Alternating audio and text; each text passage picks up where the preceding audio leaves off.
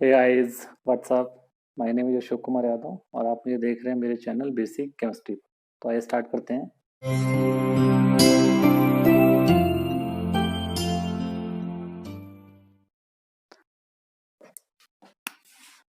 आज का टॉपिक है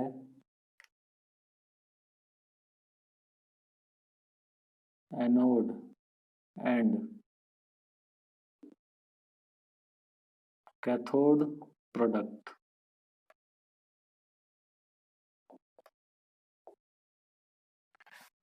जैसे हम इलेक्ट्रोलाइसिस कराते हैं तो एनोड पे क्या मिलेगा, कैथोड पे क्या मिलेगा, उसको हमें यहाँ पर आइडेंटिफाई करना है।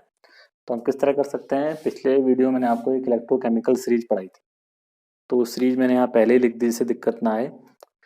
तो ये इंक्रीजिंग ऑर्डर में लिखी गई है। सबसे कम जो रिडक्शन पोटेंशियल है वो लिथियम का है, माइनस का 3.04, और सबसे अधिक जो है वो फ्लोरीन का है। भाई यहाँ दो बातें ध्यान रखिएगा, ये वाटर का जो है वो दो फॉर्म में लिखा जाता है।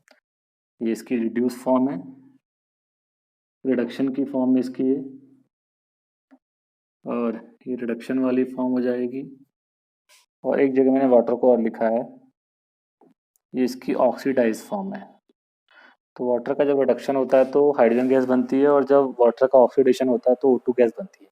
मैंने कुछ के इलेक्ट्रोड पोटेंशियल लिख भी दिए हैं, क्योंकि मुझे यहाँ पर कुछ एग्जांपल डिस्कस करने हैं। अब कुछ पॉइंट्स आप ध्यान रखेंगे। सबसे पहला पॉइंट,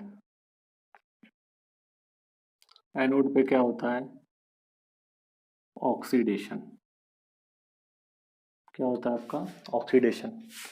किसका होगा ऑक्सीडेशन, जिसका SRP क्या होगा, लो होगा। कैथोड पे क्या होता है, रिडक्शन। किसका, जिसका SRP हाई होता है।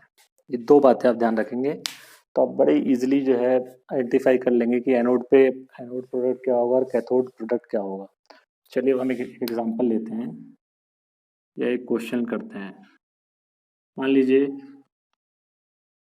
कॉपर सल्फेट का एक्वस सॉल्यूशन है और इलेक्ट्रोड किसके ले रखे हैं आपने, पीटी के। कॉपर सल्फेट का एक्वस सॉल्यूशन, इलेक्ट्रोड आपके पीटी के हैं। तब आपको आइडेंटिफाई करना है कि एनोड पर क्या बनेगा और कैथोड पर क्या बनेगा। अब देखिए सबसे इम्पॉर्टेंट चीज, CuSO4 को आयनाइज करेंगे तो क्या मिलेगा, Cu2 प्लस और SO4 2 माइनस। अब एक्वस का मतलब क्या, यहाँ पर वाटर भी है, हाथ में क्या आपका वाटर, तो वाटर की टेंडेंसी रिडक्शन की भी होगी, ऑक्सीडेशन की भी होगी। तो यहाँ मैं लिख देता हूँ, देखिए एक तरफ एनोड, एक तरफ कैथोड। और इलेक्ट्रोलाइसिस में एनोड कैसा होता है, प्लस का, कैथोड कैसा होता है आपका, माइनस का। ठीक है, अब देखिए जब इलेक्ट्रोलाइसिस होगा तो एनोड प्लस का है तो प्लस पे क्या जाएगा, माइनस, और एनोड पे क्या होता है, ऑक्सीडेशन, और कैथोड पे क्या होगा आपका, रिडक्शन होगा। तो यहाँ पे क्या आएगा आपका, एनोड पे SO4 2 माइनस, लेकिन साथ में क्या आएगा, वाटर, क्योंकि वाटर का ऑक्सीडेशन भी हो सकता है और रिडक्शन भी हो सकता है। ठीक, यानी इन दोनों के बीच में, ये दोनों जो है कंपीटिंग स्पीसीज होंगे, दोनों में कंपटीशन होगा कि कौन पहले ऑक्सीडाइज होगा। तो ऑक्सीडाइज कौन होगा, जिसका SRP लो होगा, जिसका SRP क्या होगा, लो होगा। तो सल्फेट वाला देखिए कहाँ, ये है आपका, ये है सल्फेट वाली इक्वेशन, ये है सल्फेट का SRP कितना है, इसका SRP है 1.98 वोल्ट। वाटर का ऑक्सीडाइज वाली देखेंगे, ये है वाटर की SRP है 1.23 वोल्ट। दोनों में लो कौन सा है, वाटर है। तो यही ऑक्सीडाइज होगा, कौन ऑक्सीडाइज होगा आपका, वाटर। वाटर ही क्या होगा आपका, ऑक्सीडाइज होगा। एनोड पे आपका वाटर ऑक्सीडाइज होगा। किस फॉर्म में होगा, इस फॉर्म में होगा। मैं रिएक्शन लिख देता हूँ, 2H2O equalize O2 4H plus और प्लस 4 इलेक्ट्रॉन, यानी एनोड पे क्या मिलेगा आपको, O2 गैस। क्या मिल जाएगी आपको, O2 गैस, यानी एनोड प्रोडक्ट होगा आपका ऑक्सीजन गैस। अब कैथोड की बात करते हैं।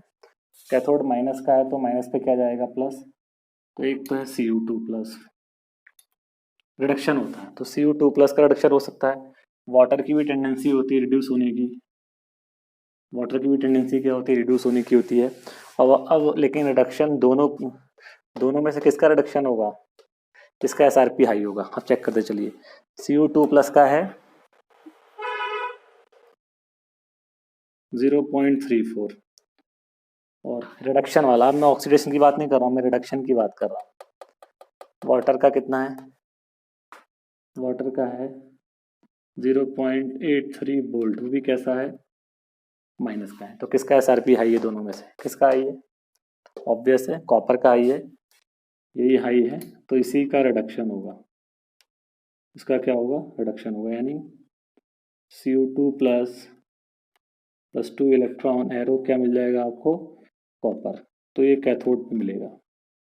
तो हम ये बोल सकते हैं कि जब कॉपर सल्फेट का इलेक्ट्रोलाइसिस कराएंगे तो एनोड पे क्या मिलेगा हमें, ऑक्सीजन गैस, और कैथोड पे क्या मिलेगा आपको, कॉपर। कैथोड पे क्या डिपॉजिट हो जाएगा आपका, कॉपर डिपॉजिट हो जाएगा।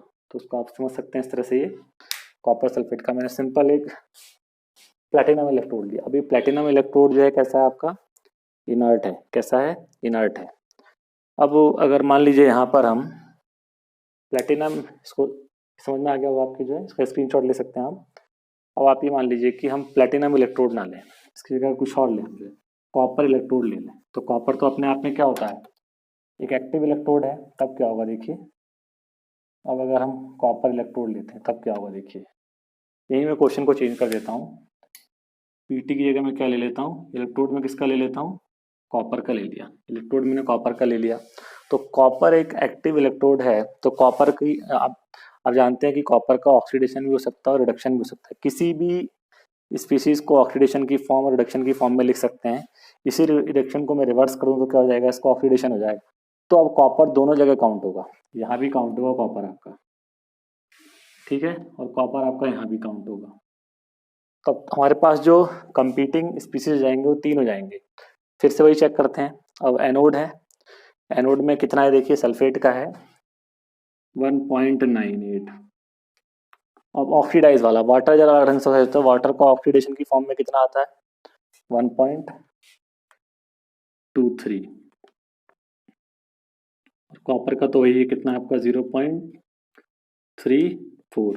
तो ऐसी कंडीशन में मैंने क्या बताया, उसी का ऑक्सीडेशन होगा, इसका एसआरपी क्या होगा, लो।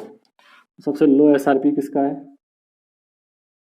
इसका है, तो इसी का ऑक्सीडेशन होगा। कैसे होगा देखिए, Cu एरो Cu2 प्लस और 2 इलेक्ट्रॉन, तो ये होगा आपका एनोड प्रोडक्ट, यानी एनोड पर कॉपर का ही क्या होगा, आपका ऑक्सीडेशन होगा। अब यहाँ देखिए, अब ये कैथोड तो आपका माइनस का होता है, तो Cu2 प्लस तो आएगा ही, वाटर भी आएगा, Cu भी आएगा, ये दोनों एक ही है, ये दोनों क्या है आपके, एक ही है, एक ही, दोनों को आप एक ही मानिए। तो कितना होता है आपका 0.34। अब रिडक्शन वाले में देखिए, वाटर कितना आएगा आपका, माइनस का 0.83 वोल्ट। अब इसमें हाई कौन है, क्योंकि कैथोड पर उसका रिडक्शन होगा, इसका एसआरपी क्या होगा, हाई होगा, तो ये है हाई, तो इसी का रिडक्शन होगा। तो कैसे होगा, Cu2 plus 2 electron arrow Cu solid. तो देख रहे हैं, कॉपर का ऑक्सीडेशन होगा, कॉपर का क्या होगा, आपका रिडक्शन होगा। बच्चों को थोड़ा अजीब लग रहा हो कैसे हो रहा है, एक्चुअल में जब कॉपर को हम रिफाइन करते हैं, आपका चैप्टर नंबर जब 6 आएगा वहाँ बताऊंगा कि कॉपर की रिफाइनिंग जो ऐसी मेथड से होती है। इसको आप इस तरह समझिए, मैं भी समझाता हूँ आपको, आप इसको इस प्रकार समझिए। मान लीजिए आपके पास जो है 95% प्योर कॉपर है, इसको आप 100% प्योर करना चाहते हैं। 100% क्या करना चाहते हैं आप, प्योर करना चाहते हैं। तो आप कैसे करेंगे देखिए, एक ये बर्तन लेंगे, एक कंटेनर लेंगे, इसमें इम्प्योर कॉपर की रॉड लगा देंगे। ये इम्प्योर कॉपर है, मान लीजिए 95% है, ठीक है। इसमें 95% कॉपर है और 5% क्या है, इम्प्योरिटी है। क्या है, इम्प्योरिटी। और यहाँ एक बहुत पतली सी रॉड लेंगे कॉपर की, बहुत पतली रॉड, बिल्कुल प्योर कॉपर। ये क्या होगा आपका प्योर Cu, और इसमें कॉपर सल्फेट का सॉल्यूशन डाल देंगे आप। क्या डाल देंगे आप? कॉपर सल्फेट का यहाँ पे आप सॉल्यूशन डाल देंगे और दोनों को जोड़ देंगे इस तरह से बैटरी से। इम्प्योर वाले को बनाएंगे एनोड और प्योर वाले को बनाएंगे कैथोड। तो ये हो गया आपका माइनस का और ये वाला क्या हो गया आपका प्लस का। और सॉल्यूशन कौन सा लिया आपने इसमें? Copper sulphate. तो होगा क्या, अभी मैंने क्या बताया, एनोड पे ऑक्सीडेशन हो रहा था Cu2 प्लस और प्लस 2 इलेक्ट्रॉन। यहाँ से Cu जो आपका इम्प्योर है ना ये वाला, यहाँ से Cu2 प्लस जो आयन है वो कहाँ पहुँच जाएंगे आपके सॉल्यूशन में, कहाँ पहुँच जाएंगे आपके सॉल्यूशन में। और ये यहाँ से जो Cu2 प्लस आयन आएंगे वो कहाँ डिपॉजिट होंगे जाके आपके कैथोड पे। जब कैथोड पे डिपॉजिट होंगे तो क्या बनेगा, Cu2 प्लस प्लस 2 एरो क्या बन जाएगा आपका Cu सॉलिड। तो जितना भी आपके यहाँ से इम्प्योर कॉपर होगा वो सब इस पे जाके डिपॉजिट हो जाएगा और ये रॉड धीमे धीमे क्या हो जाएगी, बहुत ही मोटी हो जाएगी।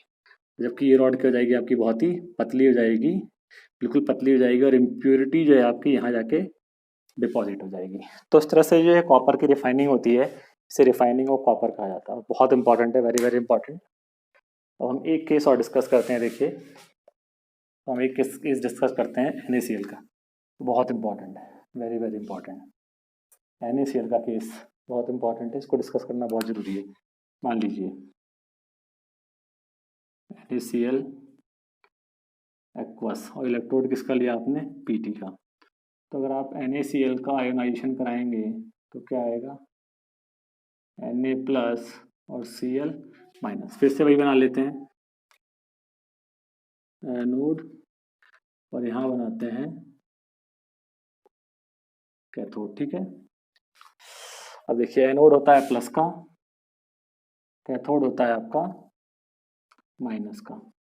तो एनोड पे कौन जाएगा, माइनस वाला कौन जाएगा, एक तो आपका Cl माइनस जाएगा और साथ में किसका ऑक्सीडेशन होगा, वाटर का भी ऑक्सीडेशन होगा। किसका ऑक्सीडेशन होगा आपका, वाटर का भी होगा। कैथोड पे कौन जाएगा, प्लस वाला जाएगा, एक तो Na प्लस जाएगा और साथ में क्या जाएगा आपका H2, क्योंकि H2 का भी क्या हो सकता है, रिडक्शन हो सकता है। तो यहाँ कोई दिक्कत नहीं, यहाँ पे एक्सेप्शन है। तो हम यहाँ पे रिडक्शन चेक करते हैं। Na प्लस का कितना होता है, Na प्लस का होता है माइनस का 2.71 और वाटर की रिडक्शन फॉर्म देखिए कितना होता है, माइनस का 0.83 वोल्ट। तो मैंने क्या बताया, कैथोड पे उसका रिडक्शन होगा जिसका SRP क्या होगा, हाई। तो हाई कौन सा है आपका, ये वाला है, तो इसी का रिडक्शन होगा। और जब हम जानते हैं कि वाटर का रिडक्शन होता है तो इस फॉर्म में लिखते हैं। तो कितना लिखा हुआ है, 2H2O plus 2 electron arrow H2 plus 2OH minus, यानी कैथोड पे क्या मिलेगी आपको, हाइड्रोजन गैस। अब एनोड पे आ जाइए, Cl2 वाला देखिए, ये है Cl2 की रिएक्शन कितना है, 1.36 और वाटर रिडक्शन वाला क्या है 1.23। तो एनोड पर उसका ऑक्सीडेशन होता है, इसका SRP क्या होता है, लो होता है, तो इसका लो होता है। तो अगर हम थ्योरेटिकल कैलकुलेट करें इस टेबल के अकॉर्डिंग तो हमको ये लग रहा है कि इसी का क्या होना चाहिए, ऑक्सीडेशन होना चाहिए। चलिए दोनों को लिख लेते हैं एक बार। पहले मैं Cl माइनस वाले का लिख रहा हूँ। ऑक्सीडेशन जो है कैसे होगा, Cl माइनस का oxidation arrow Cl2 plus 2 electron, और इसके लिए कितना है 1.36। कितना है इसके लिए, E कितना है, E स्टैंडर्ड 1.36। वाटर का भी लिख देता हूँ, चलिए 2H2O arrow O2 plus 4H plus और 4 इलेक्ट्रॉन, इसका कितना है स्टैंडर्ड 1.23। तो देखिए थ्योरेटिकली यही लग रहा है कि वाटर का ही ऑक्सीडेशन होगा, बट ऐसा होता नहीं है। अब इसका मतलब क्या है, इसका मतलब ये है कि 1.23 वोल्ट देंगे, प्रैक्टिकली जब करते हैं इसको, जब इलेक्ट्रोलाइसिस करते हैं तो इसका मतलब ये है कि जब आप 1.23 वोल्ट देंगे तो रिएक्शन हो जानी चाहिए, बट ऐसा होता नहीं है। ये रिएक्शन तब होती है जब इसको हम 1.48 वोल्ट का पोटेंशियल देते हैं, तब जाके रिएक्शन आपकी कंप्लीट होती है। तब जब 1.48 का पोटेंशियल देंगे प्रैक्टिकली, तो अब देखिए इन दोनों में कौन लो है, यही लो है। तो हम जानते हैं कि जो लो होगा उसी का क्या होगा, ऑक्सीडेशन, यानी आपका फेवरेबल प्रोडक्ट कौन सा होगा, आपका Cl2 होगा। देखिए थ्योरेटिकली देखने में ये लग रहा है कि इसका ऑक्सीडेशन होना चाहिए, बट ऐसा होता नहीं है। प्रैक्टिकली जो है रिएक्शन इतने वोल्ट पे होती नहीं है, इसका वोल्टेज हमें और इंक्रीज करना पड़ता है, और कहाँ तक ले जाते हैं, 1.48 तक ले जाते हैं, तब जाके रिएक्शन कंप्लीट होती है। इसीलिए और जब 1.48 तक ले जाएंगे, अब इन दोनों में जो डिफरेंस निकल के आएगा, डिफरेंस 1.23 और 48 के बीच का जो डिफरेंस आएगा, उसको ओवर वोल्टेज या ओवर पोटेंशियल कहते हैं। क्या कहते हैं, ओवर पोटेंशियल। तो इस ओवर पोटेंशियल के कारण ही, इस ओवर पोटेंशियल की वजह से ही ये वाटर का जो ऑक्सीडेशन नहीं हो पाता है, और आपको फेवरेबल प्रोडक्ट कौन सा मिलता है, आपको क्लोरीन मिलता है। तो इस तरह से आपने एनोड और कैथोड प्रोडक्ट की जो है आइडेंटिफाई कर लिया। बस ध्यान ये रखना है कि एनोड पे उसी का ऑक्सीडेशन होगा जिसका SRP लो होगा, कैथोड पे उसका रिडक्शन होगा जिसका SRP क्या होगा, हाई होगा। तो आप देख सकते हैं इस तरह से ये मैंने टेबल बना रखी है। ये याद करने की जरूरत नहीं है, सिर्फ आप इसको बिल्कुल ऐसी सीक्वेंस में आप ये टेबल याद कर लीजिएगा, और ये बिल्कुल इंक्रीजिंग ऑर्डर में लिखी गई है। बस इतना ध्यान रखिएगा, जिसका SRP लो होगा वो एनोड पे क्या होगा, ऑक्सीडाइज होगा, जिसका SRP हाई होगा वो कैथोड पे क्या होगा, आपका उसका रिडक्शन होगा। तो इसको आप इस तरह समझ सकते हैं, और आशा करता हूँ कि आपको ये सबको समझ में आ गया होगा। क्वेश्चन आप इस पर बड़ी इजीली कर लेंगे, कोई भी एग्जाम में क्वेश्चन आए उसको आप आसानी से सॉल्व कर लेंगे। तो इसको ज़्यादा से ज़्यादा लाइक करिए, शेयर करिए और सब्सक्राइब करिए, और घर पे इसको बार बार रिवाइज करिए। देखिए एक दिन में ये सब समझ में नहीं आएगा, आप बार बार पढ़ेंगे तभी समझ में आएगा। तो आप बिल्कुल स्वस्थ रहिए और घर में रहिए, और बिल्कुल इसका बार बार रिविजन करिए। Thanks for watching.